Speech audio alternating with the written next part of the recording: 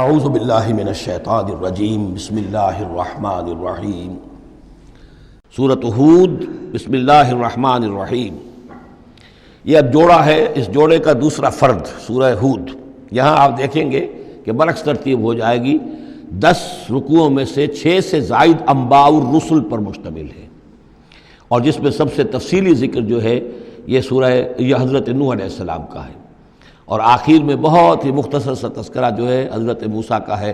باقی جیسے سورہ اعراف میں ایک ایک رکوع ایک ایک رسول کے لیے، وہی ترتیب آپ یہاں دیکھیں گے۔ بسم اللہ الرحمن الرحیم۔ الف لام را کتاب احکمت آیاتہ ثم فصلت من لدن حکیم خبیر۔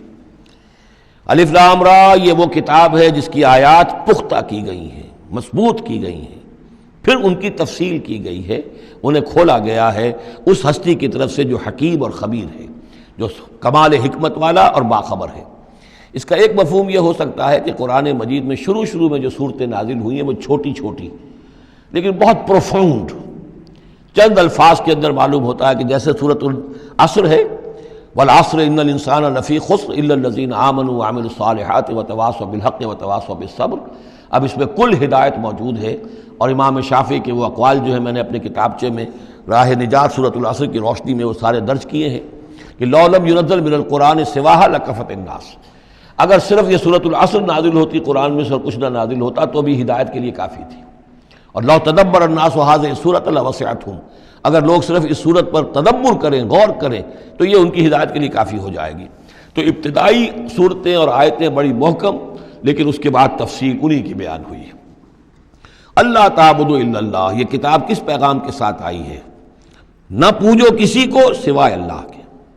اننی لکم منہ نذیر و بشیر، یقیناً میں ہوں تمہارے لیے اس کی جانب سے خبردار کرنے والا اور بشارت دینے والا۔ یہ دو الفاظ بار بار آ رہے ہیں، بشیر اور نذیر، نذیر اور بشیر۔ وما نرسل المرسلین الا مبشرین ومنذرین، رسلا مبشرین ومنذرین لئلا یکون للناس علی اللہ حجۃ بعد الرسل وکان اللہ عزیزا حکیما۔ وان استغفروا ربکم، اور یہ کہ اپنے رب سے استغفار کرو، معافی چاہو۔ ثم توبوا الیہ، اور پھر اس کی جناب میں رجوع کرو، اس کی طرف بڑھو۔ یمتعکم متاعا حسنا، وہ تمہیں ساز و سامان دے گا دنیا کی زندگی میں بھی اچھا فائدہ، الی اجل مسمی، ایک وقت معین تک کے لیے، دنیا میں بھی تمہارے لیے حسنہ ہوگا۔ ویؤت کل ذی فضل فضلہ، اور ہر صاحب فضل کو اس کے حصے کا فضل عطا کرے گا۔ یہاں جو ہے ذی فضل سے مراد ہے مستحق فضل، جو بھی فضل کا مستحق ہے اسے اللہ تعالیٰ اس کا فضل عطا کرے گا۔ وَإِن تَوَلَّوْا، اور اگر تم پھر جاؤ گے، فَإِنِّي أَخَافُ عَلَيْكُمْ عَذَابَ يَوْمٍ كَبِيرٍ، تو پھر مجھے اندیشہ ہے کہ تم پر بہت بڑے دن کا ایک عذاب آئے گا۔ إِلَى اللَّهِ مَرْجِعُكُمْ، تمہاری طرف اللہ ہی کی طرف تمہیں لوٹ جانا ہے، وَهُوَ عَلَىٰ كُلِّ شَيْءٍ قَدِيرٌ، اور وہ ہر چیز پر قادر ہے۔ أَلَا إِنَّهُمْ يَثْنُونَ صُدُورَهُمْ لِيَسْتَخْفُوا مِنْهُ، آگاہ ہو جاؤ، یہ لوگ اپنے سینوں کو دوہرا کرتے ہیں تاکہ اس سے چھپ سکیں۔ یہ مشکلات القرآن میں سے، اس کے بارے میں بہت سے اقوال ہیں۔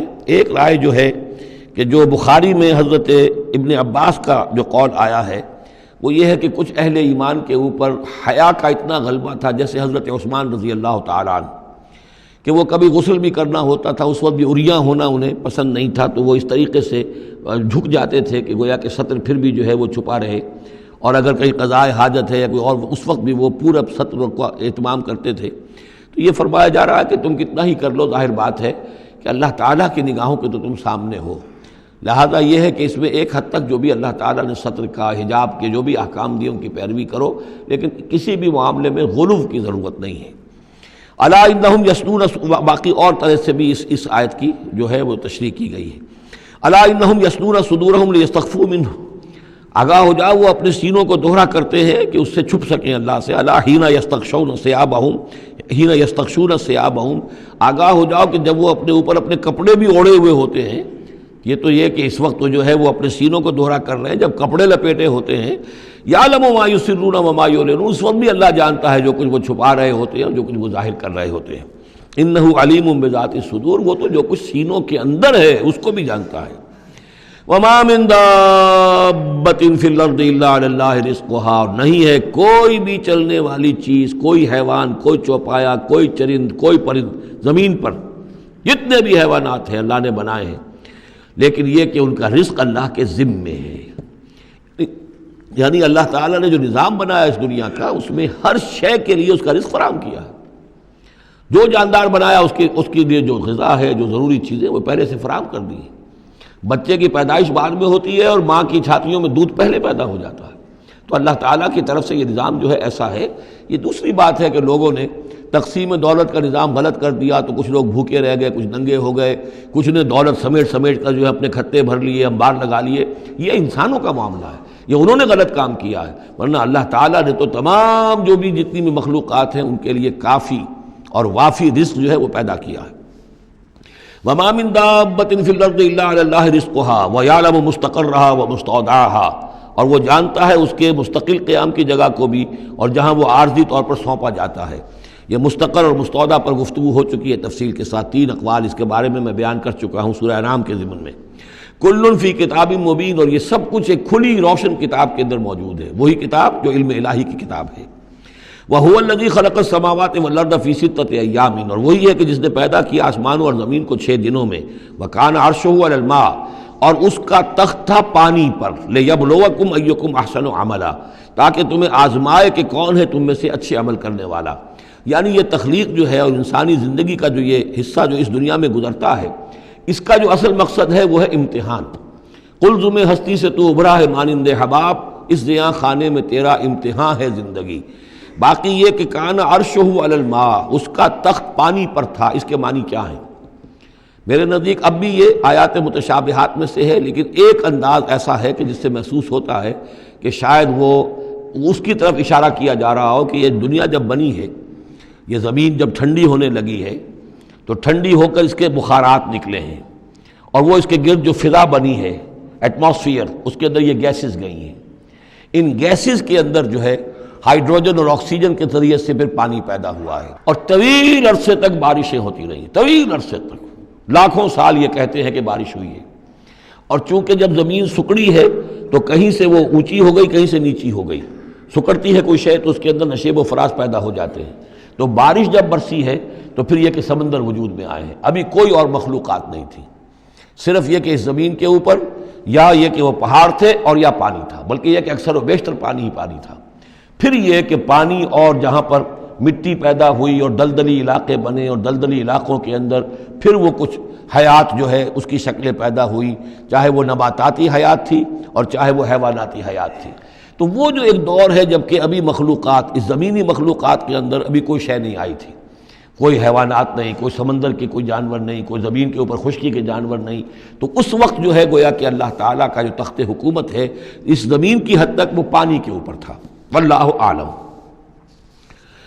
وَلَئِن قُلْتَ، اور اگر آپ کہیں گے اِنَّكُمْ مَبْعُوثُونَ کہ تمہیں اٹھا لیا جائے گا من بعد الموت، موت کے بعد، لَيَقُولَنَّ تو کہیں گے وہ لوگ الذین کفروا جنہوں نے کفر کیا، ان ھذا الا سحر مبین، نہیں یہ تو کھلا جادو ہے۔ وَإِنْ أَخَّرْنَا عَنْهُمُ الْعَذَابَ إِلَىٰ أُمَّةٍ مَّعْدُودَةٍ، اور اگر ہم مؤخر کیے رکھیں ان سے اپنے عذاب کو ایک خاص مدت تک کے لیے، معین مدت تک کے لیے، لَيَقُولُنَّ مَا يَحْبِسُهُ تو وہ کہتے ہیں کس چیز نے روک رکھا ہے؟ وہ جہاز کہاں نظر انداز ہو گیا، آتا کیوں نہیں؟ محمد بہت سال ہو گئے تمہیں کہتے ہوئے جہاز آئے گا اور وہ عذاب آئے گا، وہ کہاں ہے؟ ما یحبسو، کس سے نے اس کو روکا ہے؟ الا یوم یاتیہم لیس مصروفا عنہم، آگاہ ہو جاؤ جس دن وہ ان پر آئے گا پھر وہ ان کی طرف سے پھیرا نہیں جا سکے گا۔ وحاق بہم ما کانوا بہ یستہزئون، اور ان کو گھیرے میں لے لیں گی وہ تمام چیزیں جن کا یہ استہزاء اور تمسخر کیا کرتے تھے۔ وَلَئِنْ أَذَقْنَا الْإِنسَانَ مِنَّا رَحْمَةً، اور اگر ہم مزہ چکھاتے ہیں انسان کو اپنی طرف سے رحمت کا، کوئی خوشی آئی ہے، کوئی دولت ملی ہے، کوئی اور مسرت کی بات ہوئی ہے، ثُمَّ نَزَعْنَا مِنْهُ، پھر جب ہم اس سے وہ چھین لیتے ہیں، لے لیتے ہیں، سلب کر لیتے ہیں، إِنَّهُ لَيَئُوسٌ كَفُورٌ تو وہ ہو جاتا بالکل مایوس، نہایت ناشکرہ، بھول جاتا ہے کبھی اللہ کی نعمت بھی تھی، کبھی اللہ کی نگاہ کرم بھی مجھ پر تھی، ٹھیک ہے آج مجھ پر سختی آ گئی ہے تو سختی نرمی آتی رہتی ہے، اللہ تعالیٰ کی طرف سے ہے، اگر نرمی بھی تھی تو اللہ کی طرف سے، اور سختی بھی آئی ہے تو اللہ کی طرف سے، اس پر شکر چاہیے تھا، اس پر صبر چاہیے، لیکن نہیں، انسان جو ہے لیئوس کفور، انتہائی مایوس اور نہایت ناشکرہ، ہم پر تو کبھی اللہ کی کوئی نظر کرم ہوئی نہیں۔ وَلَئِنْ أَذَقْنَاهُ نَعْمَاءَ بَعْدَ ضَرَّاءَ مَسَّتْهُ، اور اگر ہم مزہ چکھائیں اسے نعمتوں کا اس کے بعد کہ کوئی تکلیف اس کو پہنچی ہوئی تھی، لَيَقُولَنَّ ذَهَبَ السَّيِّئَاتُ عَنِّي، تو وہ کہے گا بس جی میرے دل اندر دور ہو گئے، ساری برائیاں اب تو ساری مصیبتیں ختم ہو گئیں۔ إِنَّهُ لَفَرِحٌ فَخُورٌ، اب وہ فرح اور فخور بن جاتا ہے، وہ یعنی اتراتا ہے، فخر کرتا ہے اور کہتا ہے یہ میں نے محنت کی، میں نے کوشش کی، میں نے تدبیر کی، دیکھا میں نے یہ شکل کی تھی جس کی وجہ سے کہ میری کاروبار جو بالکل ختم ہو رہا تھا، ڈوب رہا تھا، وہ ٹھیک ہو گیا۔ یعنی یہ کہ ہر حال میں اللہ سے دور، یہ نہیں جانتا کہ جو بھی معاملہ آیا تھا وہ اللہ کی طرف سے ہے، خیر ہو یا شر ہو وہ اللہ کی طرف سے ہے، اس سے ناواقف۔ إِلَّا الَّذِينَ صَبَرُوا، سوائے ان کے کہ جو صبر کی روش اختیار کریں، یہ سب کی بات نہیں ہے، جن کو اللہ نے ایمان دیا ہو اور ایمان کے نتیجے میں صبر پیدا ہوا ہو۔ إِلَّا الَّذِينَ صَبَرُوا وَعَمِلُوا الصَّالِحَاتِ، اور انہوں نے نیک اعمال کیے ہوں، أُولَٰئِكَ لَهُم مَغْفِرَةٌ وَأَجْرٌ كَبِيرٌ، ان کے لیے مغفرت ہے اور بہت بڑا اجر ہے۔ صدق اللہ العظیم۔